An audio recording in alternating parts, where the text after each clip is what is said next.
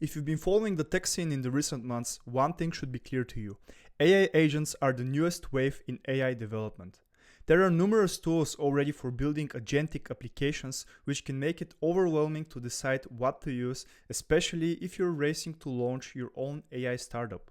I've been developing AI agent tool for YouTube creators over the past 2 months, and I was wondering how to reduce the time needed to test my AI agent ideas.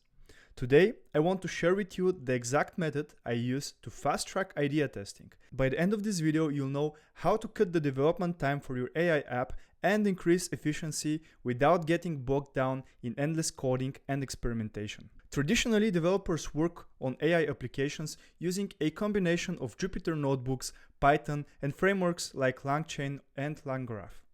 In this way, we can maintain maximum control over the code and workflow logic so that eventually we can deploy them to production. However, extensive coding in the early stages of ideation can quickly become very messy and mentally taxing. Creating AI agent proof of concepts using code will lead you to fighting scope creep, juggling multiple experiments simultaneously, and finally losing track of what actually worked in the beginning. Therefore, while needed for creating AI apps for production, this conventional approach can hinder your progress rather than help you during the early stages of rapid prototyping. I was working on my own app and I experienced all of the things that I mentioned. So I was wondering, is there a way to simultaneously reduce scope creep and increase the development cadence? As a solo developer, I need speed, and too much structure will only slow me down. So I had to find a way to simply build and test agentic workflows without getting lost in hours of coding. The solution I discovered is seemingly trivial, but when properly implemented, will keep you on the critical path to your idea and accelerate your development speed. It comes down to 3 critical practices. Let's start with the first one, which is mainly a mindset shift. Instead of trying to cut corners with self-hosted models and building every component from scratch, I had to consider leveraging managed services. For instance, rather than investing countless hours setting up my own model infrastructure only to struggle with requests not processing or fighting with poor model outputs from the quantized models, I simply had to invest $5 in OpenAI credits. Models are becoming extremely cheap with new, better performing options emerging daily. In my case, GPT-4o Mini costs less than 20 cents per million tokens and is far better than any of the self-hosted models that I can run. So those $5 can last me at least a month of experimentation while ensuring I get top output quality and speed without having to manage any infrastructure. So the key takeaway here is that sometimes paying a small amount can save you more money by not losing precious time trying to set up self-hosted solutions. But what if we must run on a budget? Sometimes self-hosting is inevitable. In such cases, it's important to pick interchangeable tools that you can use during development and simply replace for production. I always pay attention to my future goals and pick my self-hosted toolset so that I can minimize the risk of vendor lock-in and maintain control of the technology stack in the future. Here are 2 examples from my practice.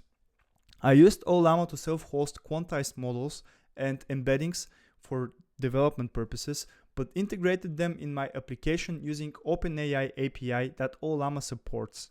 This allows me to use the self-hosted models during the development time and switch to the OpenAI GPT models for production by simply changing only the endpoint URL.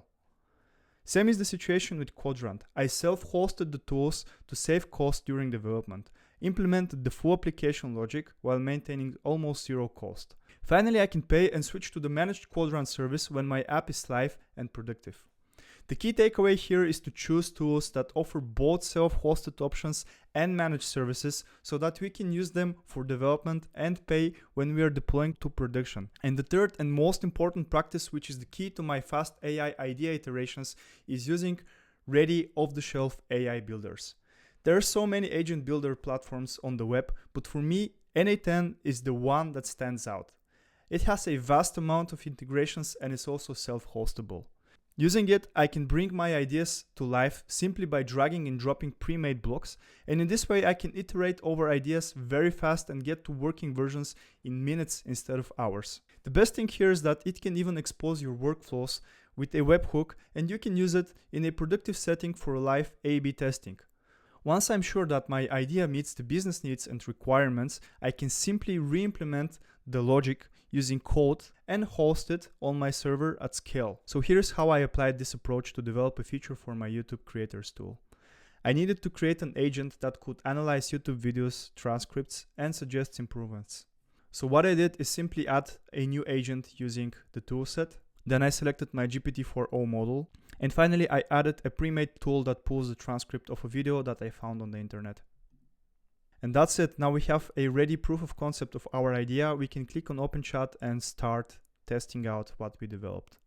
And for the example, I'm going to use an old video of mine where I explain how to set up the n8n self-hosted server. So I'm just going to paste the YouTube link here and ask the agent to suggest some improvements. So we can see that it's pulling the information now. And now we have output, as you can see, pretty good for just a couple of seconds of work. I would say this would have costed me a couple of hours to implement.